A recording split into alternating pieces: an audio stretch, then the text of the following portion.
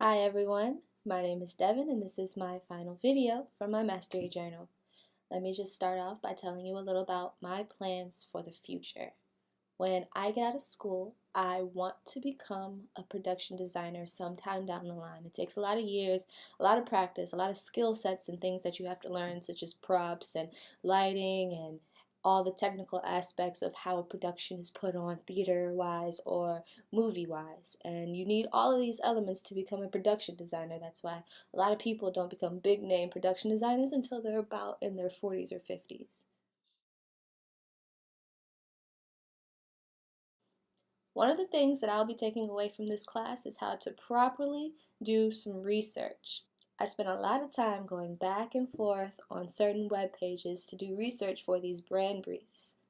When creating a brand brief, you need to know everything about the company that you're presenting your information to. You need to know their positives, their negatives, their downfalls, everything, as well as everything about their competitors. You need to know the inner workings of everything related to their business.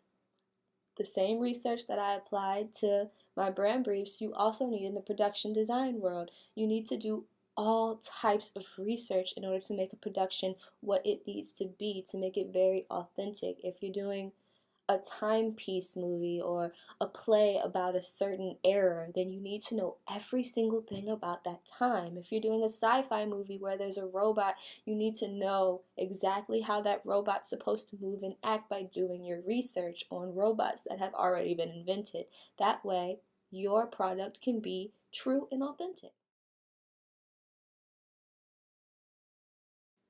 Something else that I will be taking away from this class is the fact that practice makes perfect. You can't just have one draft and think that it's going to be successful. You need to do it over and over and over again. When it came to the brand briefs, I had to do it 3 times before I had a final project, and still to this day, I think there are things that I can improve and change on in my design project. The entertainment industry is the exact same way. You can't just have one way of doing it and think that the first time it's going to be okay. You have to have multiple versions. You have to have multiple versions of a storyboard, of a white model, of different things to show that this is how it's going to be and this is why it's going to be perfect, because I worked hard on this and I've done multiple versions, and this version is almost perfect. Because if you're a true designer in your heart, nothing will ever be 100% perfect. One of the last things that I will be taking away from this project is the power of presentation. In order to convince a brand that there's something about themselves that they need to change, you have to be persuasive. You have to be a powerful presenter. You have to be able to present hard facts in a good way. As a production designer, you are second in command to the director. You still answer to the director, but you're basically in charge. You have to be able to tell the director why your vision is the best vision for their production.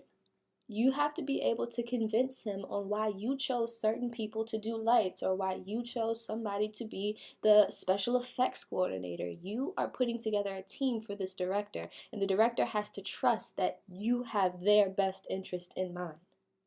I just want to take a second to thank everyone in my class for all their positive feedback and all of their constructive criticism, because without the positives and the negatives, you're never going to be able to reach your full potential. So, thank you everyone.